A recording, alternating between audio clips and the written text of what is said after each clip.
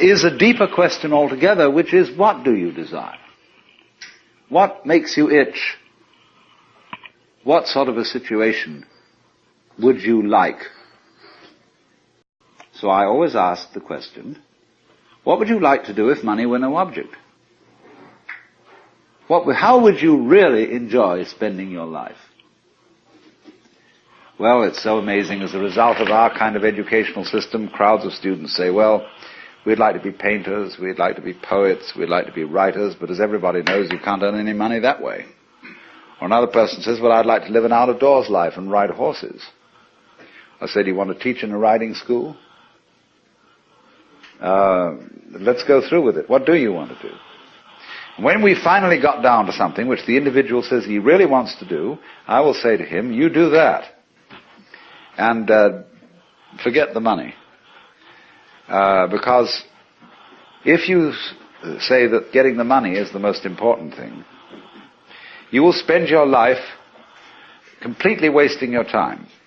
You'll be doing things you don't like doing in order to go on living, that is, to go on doing things you don't like doing, which is stupid.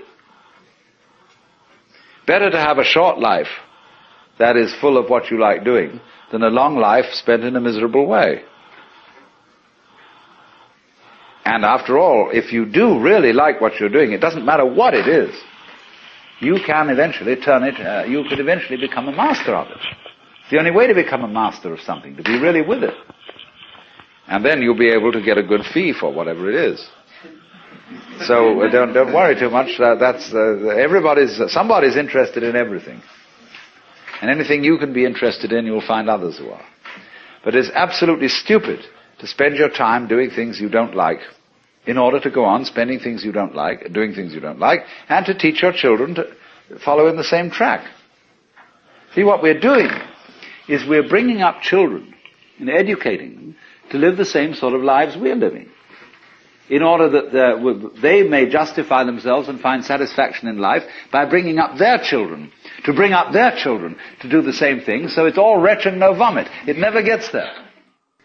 The beautiful thing, because when something is partly under your control but isn't, then you have the same sort of relationship with it that you have when you have someone you love, some other person. They are partly under your control because they've agreed to live with you and go along with you and so on, but also they're not. And the measure to which they're not is the measure to which they seem really alive to you. So then, we ask the question, if the motivation of power gaining disappears, you've seen through it and you know that's not what you want, what other motivation takes its place as the origin of actions? And it seems to me that the answer here is compassion.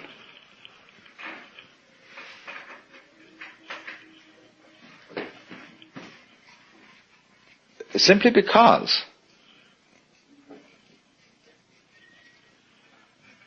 when you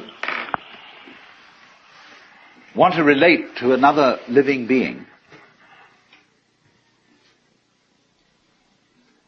what you really are asking of them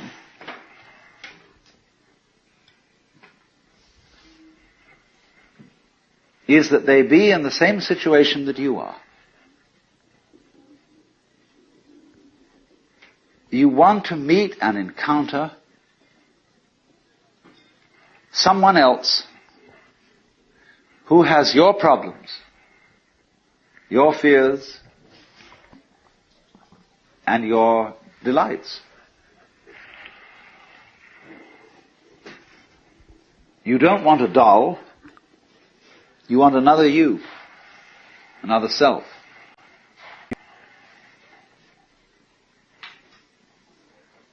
Because that would be at least as surprising to you as you are. There really is no greater satisfaction that you can imagine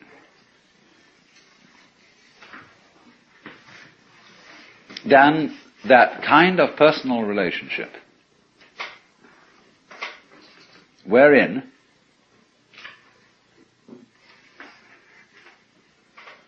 you can trust a being who is other than you and not under your control to do for you what you want, because they like it. As you, on your side, would want to do something for them in that way, and so as to give pleasure to the other person. Let's take in sexuality, where you get a kind of a critical example of this. The biggest fun in sexual relationships is giving orgasm to women. And if that doesn't happen, many men feel disappointed. Because the thing that they really wanted to do was to give pleasure and get their own pleasure out of giving it.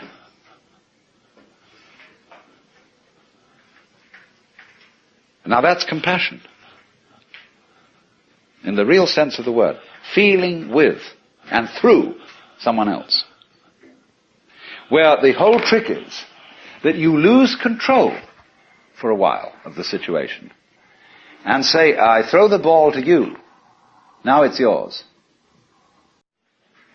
To be in power, to be in control, is not something that any sensible person wants.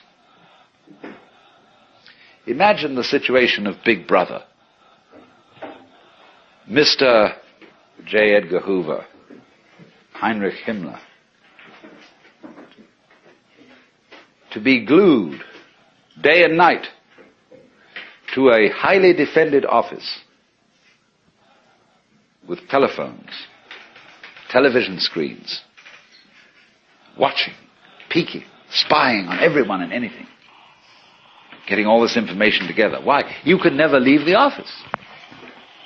I mean, the people, character, I suppose, like J. Edgar Hoover, goes home in the evening, and but when he's back home, you know, there are guards sitting outside the door. There's that hotline telephone going to something. He's always having to be in control. And he can't take any time off. He can't go for a walk in the park with a friend, or go innocently to the movies, or sit down and just relax and have an undistracted party in the baths at Big Sur. You know, what a pauper this guy is. Completely deprived. Because he wants to be in control, because he wants power.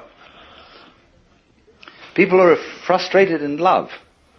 If you're jilted, there's a natural tendency in a human being to seek power as a substitute. And that's a very negative thing. It's like having a bad temper. To seek power after you're frustrated in love, you should try and get back on the love beam. Because nobody wants power. Now you may say that's shirking responsibility.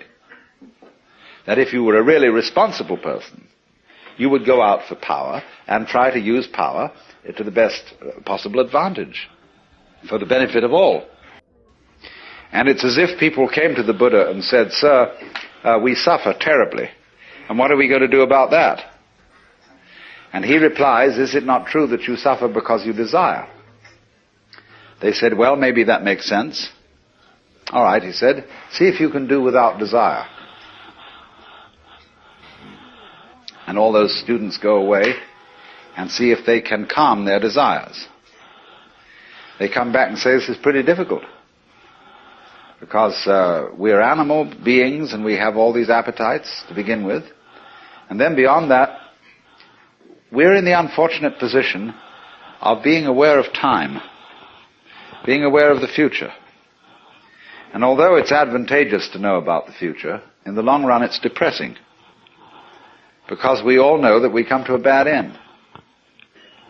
And that everything falls apart in time. That would be especially true if you lived under the influence of Indian cosmology, where the world is regarded as a process that begins beautifully, but as it goes on, it gets worse and worse till it destroys itself.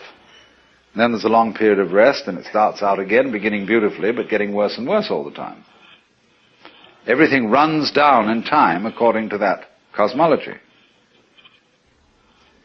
And so there seems to be a fundamental futility.